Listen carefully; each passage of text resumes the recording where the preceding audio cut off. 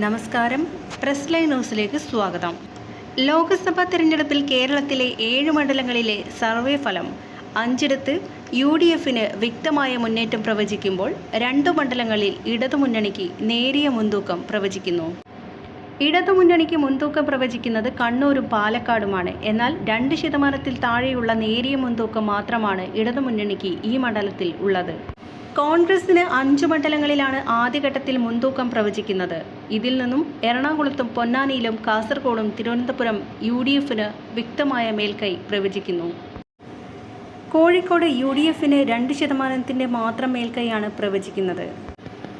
Kannur MV Jayarajan 43%, Sudhakaran 42%, Raghunath 12%, Ernakulam Hibi Eden 41%, KJ Shine 31%, KS Radhakrishnan 18%, Kasaragod Rajmohan Unnithan 42%, MV Balakrishnan 35%, Ashwini 19%, Ponnani Abdul Samadani 47%, KS Hamza 33%, Nivedita Subramanian 13%, Kozhikode MK Raghavan 41%, Elamaram Kareem 39%, Ramesh 17%, Palakkad M Vijayaraghavan 40%, VK Sreekandan 38%, C Krishnakumar 19%, Thiruvananthapuram Sasi Tharoor 38%, Rajeev Chandrasekhar 30%, Pannyan Raveendran 28%.